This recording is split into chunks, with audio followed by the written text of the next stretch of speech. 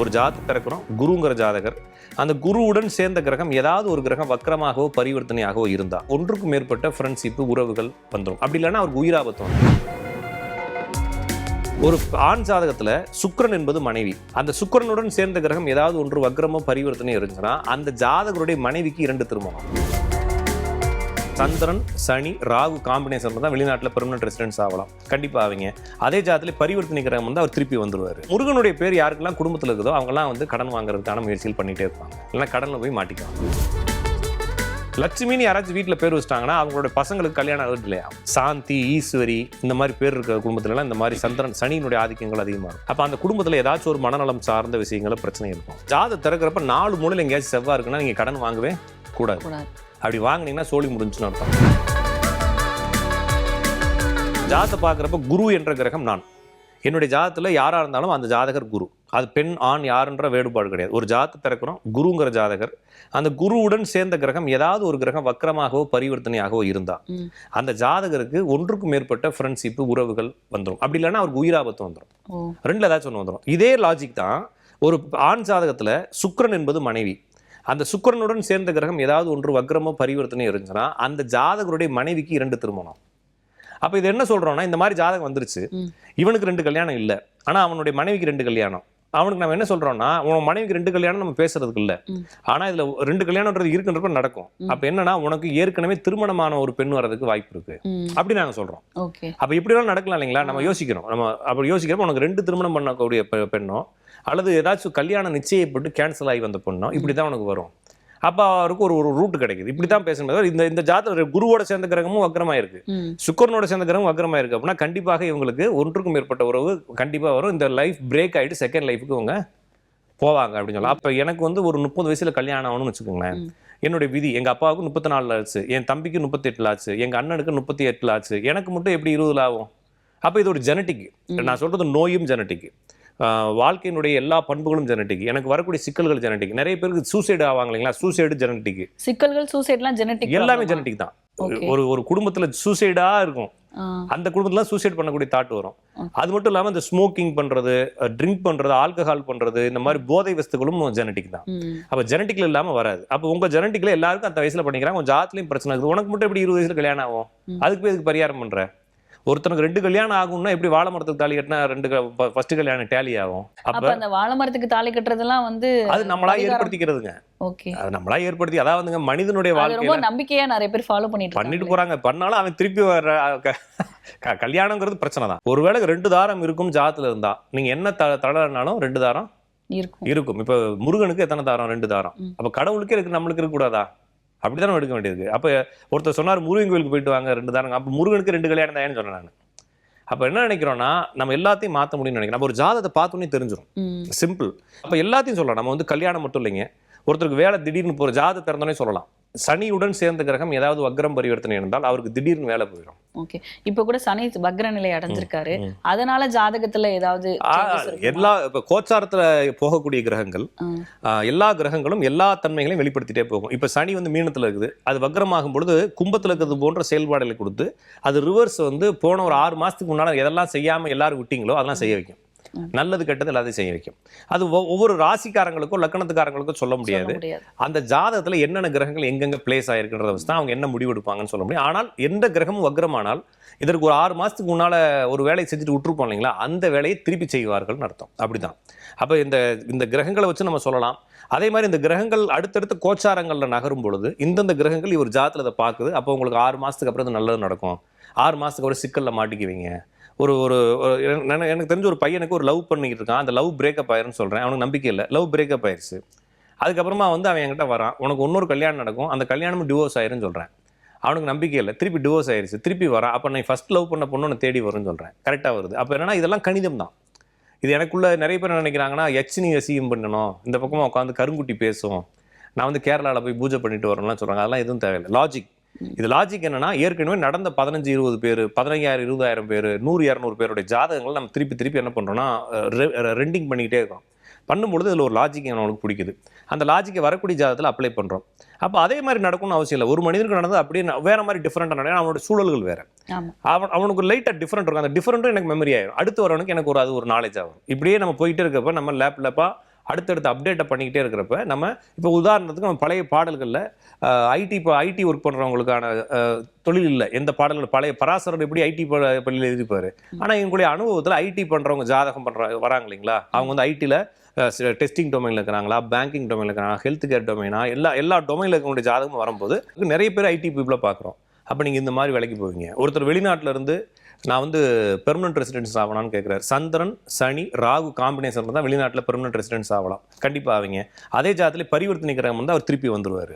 அப்போ இந்த மாதிரி லாஜிக்குகளை சின்ன லாஜிக்குகள் இதை வச்சுக்கிட்டு நம்ம என்ன செய்யலாம், அழகாக அவங்களுக்கு அட்வைஸ் கொடுக்கலாம். ஆனால் இதில் என்னன்னா ஒரே ஒரு விஷயம், இது எதுவும் மாறாது, எதுவுமே செய்ய முடியாது. அப்போ எனக்கு இப்போ என் வீட்லேயே ஏதாச்சும் தப்பு நடந்தாலும் அதை நான் அனுபவிச்சு தான் ஆகணும்.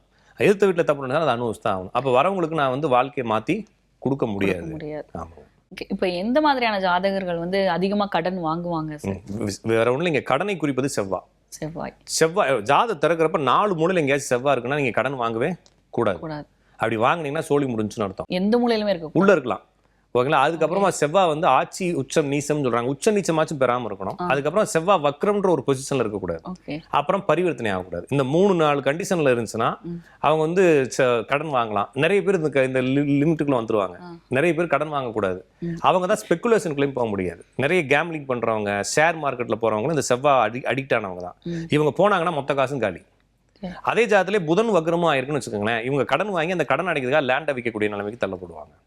அப்ப பார்த்தோன்னே தெரியும் செவ்வாய் தான் கடனை கொடுக்குறது. அப்ப செவ்வாய் பவரா இருந்துச்சுன்னா அவங்க கடன் வாங்குவாங்க. இதை எப்படி நம்ம இன்னொரு ரிவர்ஸ் இன்ஜினியரிங் பண்றதுன்னா, செவ்வாய்ங்கிறது முருகனுடைய நாமங்கள் எல்லாமே செவ்வாய்.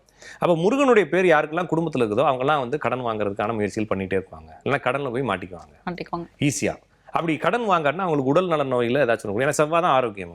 அப்ப ரெண்டுல ஏதாச்சும் ஒன்று கொடுக்கும். நிறைய பேர் கடன் வாங்காமே இருப்பாங்க. ஆனா யாருக்காச்சும் கடன் கொடுத்து அந்த காசு வராமல் போயிடும்.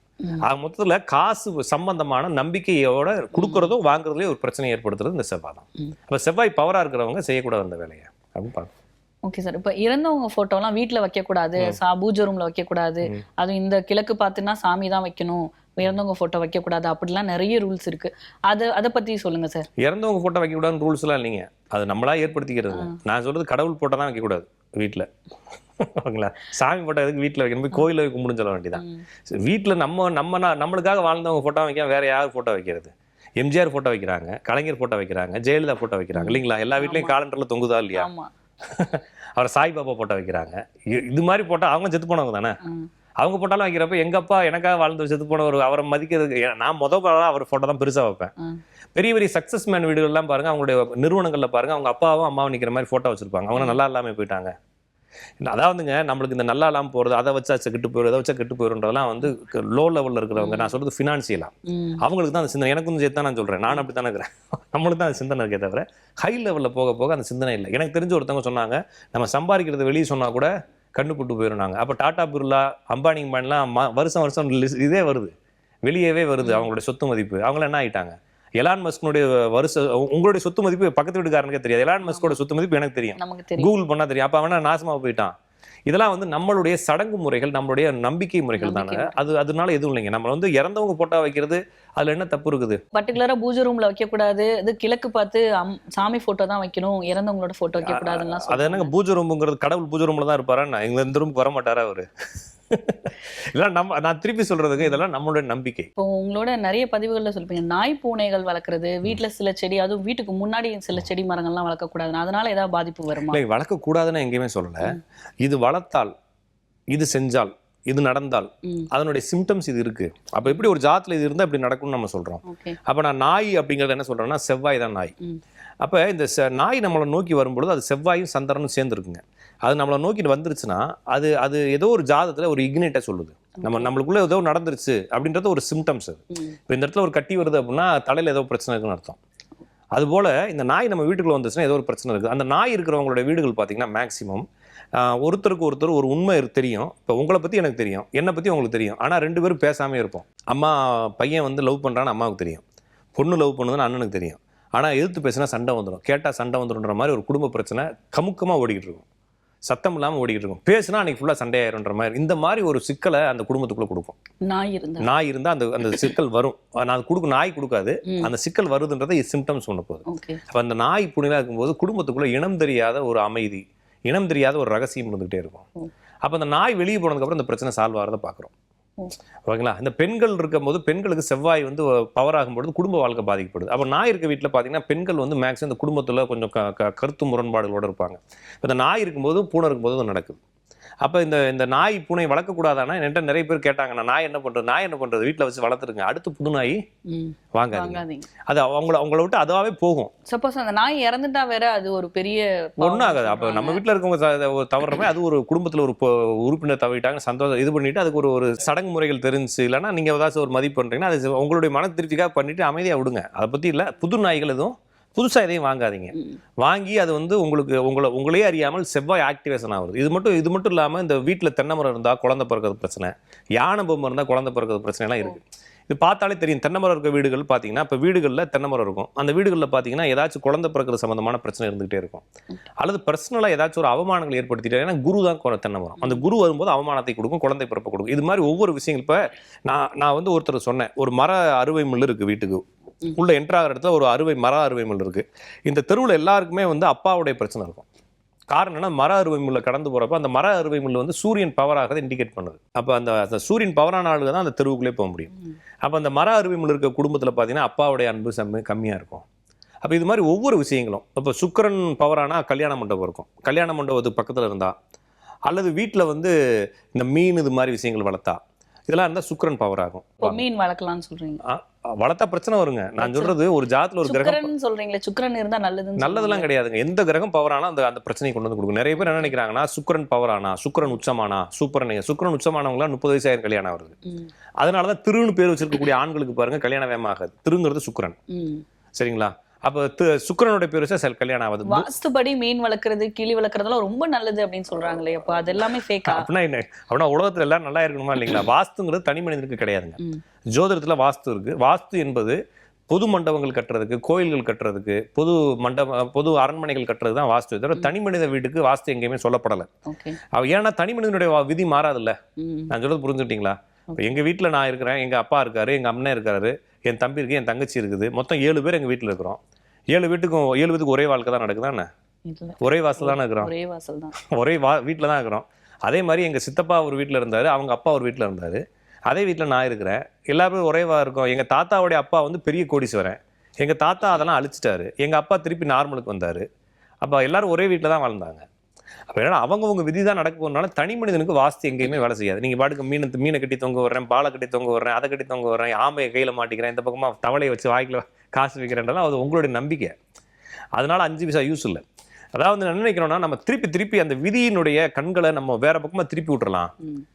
கண்ணாடி திருப்பி விட்டோம்னா எல்லாம் சரியாயிரும்ன்ற மாதிரி நினைக்கிறேன். ஒன்றும் சரியாகாது.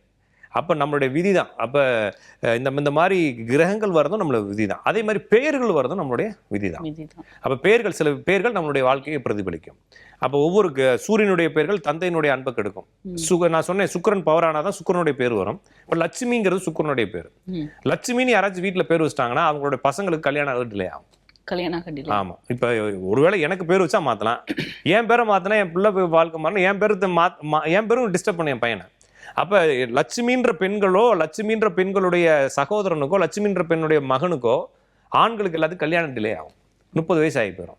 அப்ப அவங்க அக்கா பேர் அண்ணன் பேர்லாம் மாத்திரதான் என்ன முடியாது. அப்ப என்னன்னா எல்லாமே விதிப்படி நடக்குது. நம்மளை சுத்தி நடக்கக்கூடிய விஷயங்கள், நம்மளை சுத்தி நடக்கக்கூடிய பெயர்கள், நம்மளை சுத்தி வாழக்கூடிய மிருகங்கள், நம்ம வாழக்கூடிய பகுதி, நம்ம வாழக்கூடிய ஊரினுடைய பெயர் எல்லாமே நம்மளுடைய ஜாதகத்தோட இம்பிள்ட் ஆனது. அது வந்து நம்ம என்ன செய்யறோம்னா, ஜாதகத்தை பார்த்து பலன் சொல்ற மாதிரி இதெல்லாம் பார்த்து என்ன செய்யறோம், பலன் சொல்றோம். அப்ப இதை மாத்தின என்ன ஆகும்னா மாற்ற முடியாது. அப்ப நாய் வளர்க்குறீங்க, என்ன செய்ய முடியும்? நாயை விட முடியாது, அவன் தலையெழுத்துன்னு சொல்ல வேண்டியது. அப்ப நாய் அதாவே உங்களை விட்டு வெளியே போக. எங்க வீட்டுல 7 பூனை வளர்க்குறோன்னு ஒருத்தவங்க சொல்றாங்க. ஒரு வீட்டுல பார்த்தோன்னா 15-20 பூனை ஒரு வீடு ஃபுல்லா இருக்குது. 50 பூனை வளர்க்குறவங்களா? எனக்கு தெரிஞ்சு காம்பவுண்டு, ஜன்னல், பைக்கு, காரு, கிச்சன்ல அடுப்பு கீழேனா அவங்க படுத்து கிடக்கு. அப்ப அது ஒன்றும் பண்ண முடியாது. அது அவங்களுடைய விதின்னு தான் எடுத்துக்கணும் இல்லைங்களா? அப்போ நான் சொல்லுவது உங்களை சுற்றி ரொம்ப அப்நார்மலாக எதையுமே வச்சுக்காம இருக்கிறது சந்தோஷத்தை கொடுக்கும். அவ்வளோதான், நிம்மதியாக இருக்கலாம். நீங்கள் எந்தெந்த பொருள்களை நீங்கள் ஏதாச்சும் வலுக்கட்டாயமாக சேர்த்துக்கிட்டு ராசின்னு சேர்க்குறீங்களோ.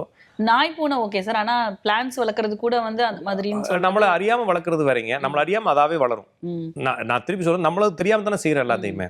எனக்கு தெரிஞ்ச ஒருத்தவங்க குழந்தை பிறக்கல. நான் கேட்குறேன், நீங்கள் வந்து ஒரு தென்னை மரம் உங்கள் வீட்டில் இருக்காங்க, எங்கள் வீட்டிலேருந்து இந்த பக்கம் ஃபுல்லாக தென்னந்தோப்பு தான் அப்படிங்கிறாங்க. அப்போ அந்த வீட்டிலேருந்து ஏதாச்சும் மாறுறதுக்கான ஐடியா இருக்கான்னு கேட்குறேன். நான் மாறலாம் சொல்ல மாட்டேன் எப்பவுமே.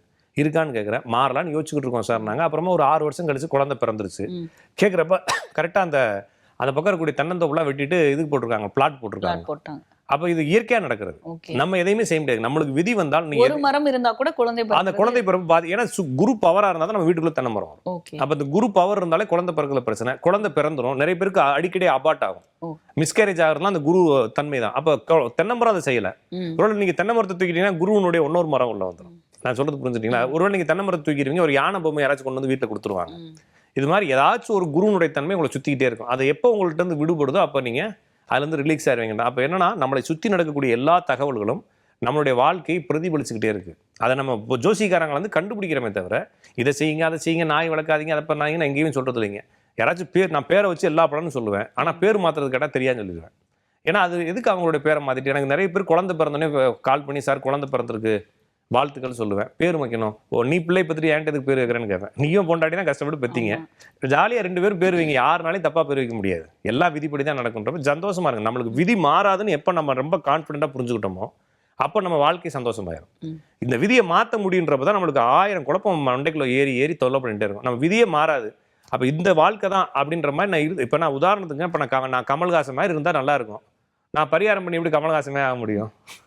எனக்கு மூஞ்சி இவ்வளோதான். இதைத்தான் சந்தோஷப்பட்டு வாழ்ந்துட்டு போகணும் இல்லைங்களா? இது போல வாழ்க்கையும் அதே தான்.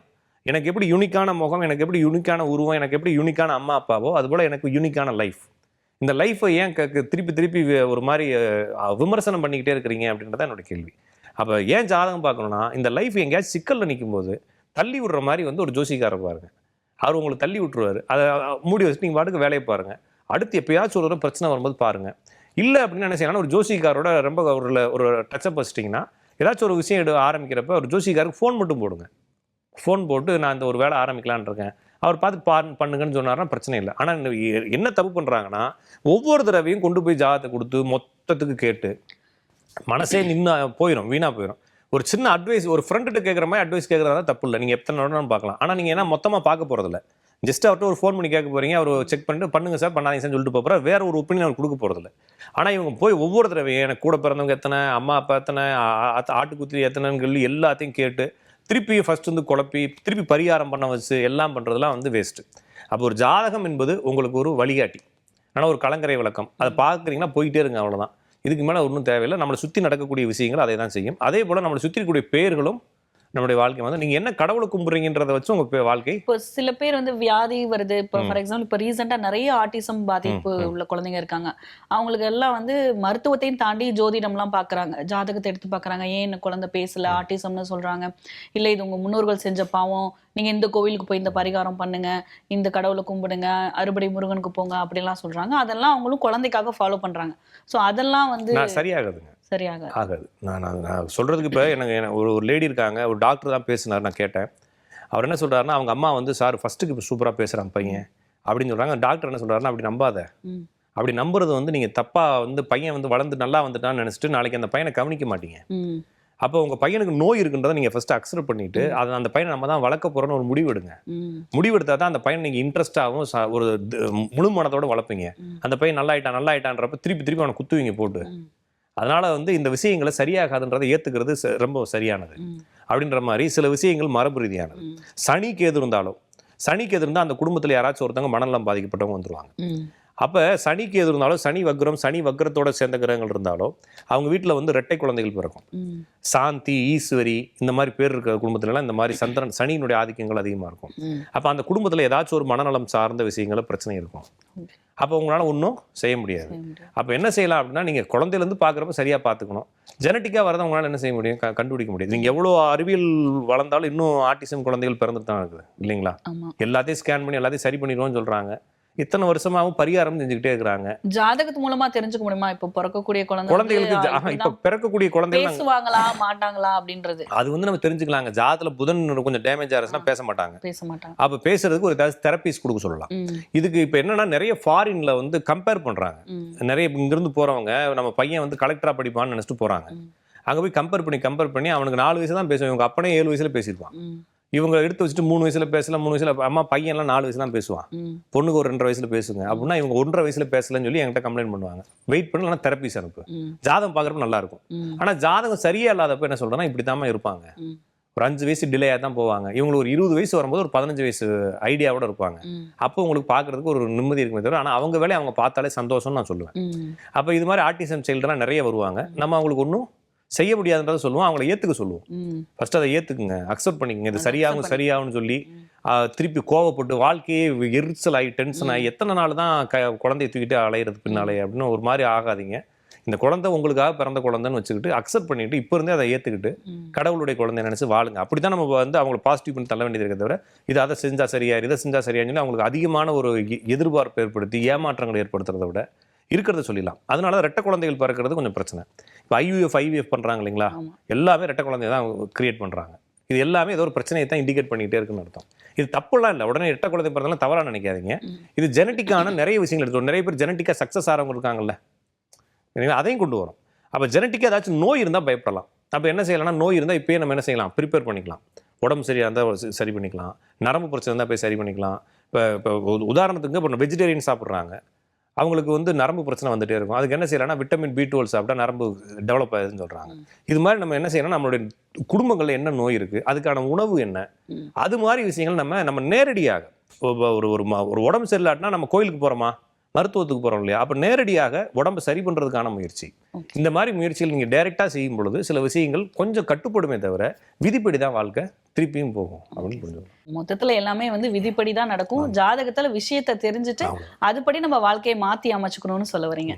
ஓகே சார், ரொம்பவே இது வரைக்கும் ஆன்மீகம் சார்ந்த ஜாதகம் சார்ந்த விஷயங்கள்ல தெளிவா எளிமையா முற்போக்கு சிந்தனையோட சொன்னீங்க. ரொம்ப நன்றி. நன்றி, வணக்கம்.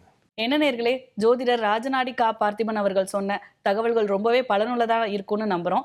மீண்டும் இன்னொரு பதிவுல சந்திக்கலாம். அதுவரை உங்களிடமிருந்து விடைபெறுவது வைஜெயந்தி சரவணன். வணக்கம்.